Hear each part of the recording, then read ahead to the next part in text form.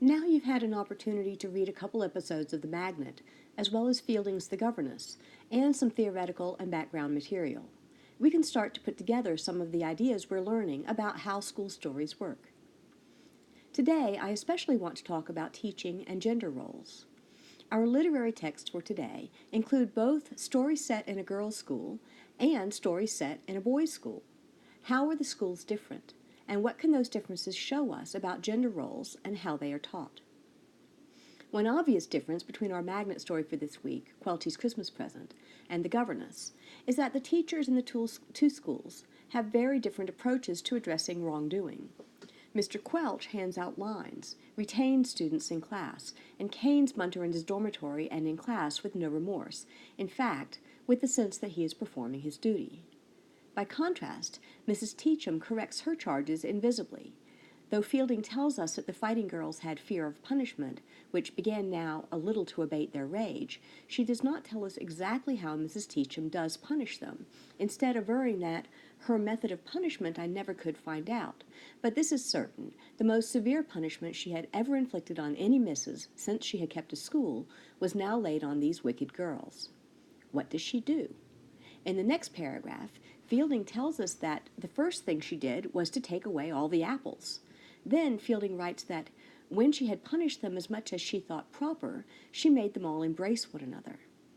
We really don't know what the punishment was. Did she beat the girls? Why won't Fielding tell us? Isn't this an unnecessary obfuscation? And if so, why is Fielding so reticent about this information? In the magnet stories for this week and last, punishment is primarily comical. That is partly because Bunter is the subject of the punishment, and Bunter is frankly ridiculous. But it's also because the gender expectation of boys whose class status would send them to boarding school involves stoic endurance of physical pain. What you are supposed to do when savagely beaten by your teacher is some version of grin and bear it. Bunter can't do that, of course, in part because his self-regard prevents him from enduring anything that even mildly inconveniences him. So when Bunter is punished, whether it is due to his own actions or because of Snoop and Skinner's trick, he howls and yowls and yaroos, and readers are meant to laugh and find it all hilarious.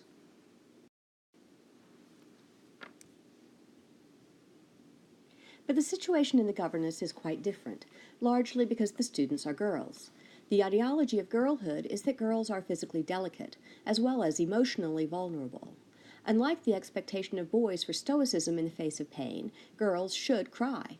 And although physical punishment of children of both genders was commonplace in the 18th century, a belief that girls could not tolerate and thus should not be subject to corporal punishment was already beginning to grow. This belief is tied to an ideological shift around the proper function of middle-class girls, starting in the latter half of the 18th century. Because of the rise of capitalism, economic roles in the society at large had been in a state of flux for some time.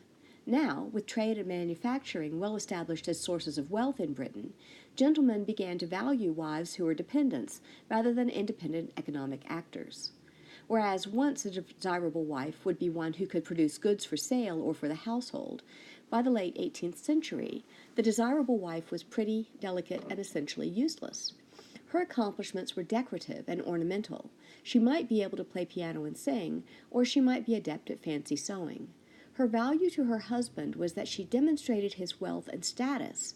As Mrs. Bennet says in Pride and Prejudice, her girls did not know their way around the kitchen. Nancy Armstrong argues that with this economic change came an ideological shift in men's and women's roles. Essentially, she says that women became responsible for feeling and the family, which was understood as a refuge from the harsh demands of capitalism. By contrast, the family before modern times was primarily an economic engine. The miller's apprentice married the miller's daughter, and their sons became miller's apprentices in their turn. The idea of marrying for love and companionship was the development of the shift Armstrong describes. So already in our stories for today, we can see ideological differences based on gender about how children should be taught. Mrs. Teachum instructs her charges to embrace as an indication of how she wants them to get on with one another, in feminine cooperation and harmony, in line with the ideology that girls are not competitive. We know Mrs. Teacham's attempt to make the girls reconcile fails, at least in the short term, because at the beginning of the next chapter, the girls are still angry with one another. But think of how different Mrs. Teacham's approach is compared to Mr. Quelch's.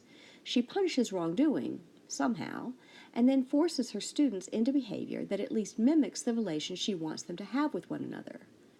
Quelch punishes Bunter at the end of Quelchy's Christmas present largely because he is angry.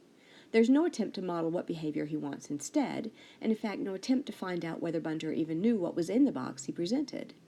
The author, Frank Richards, a pseudonym for Charles Hamilton, presents the scene entirely for comic effect. Bunter planned a trick, then he was himself tricked. He ended up being beaten. Ha ha ha. Can you imagine the scene with the girls being presented in similar fashion? This week's forum response gives you the chance to wrestle with some of these issues on your own. Can you find something in the stories that shows you how the ideology of gender is taught? Remember that teachers don't have to be the adult in charge of instruction. Boys and girls do a lot of the teaching for their peers in school stories.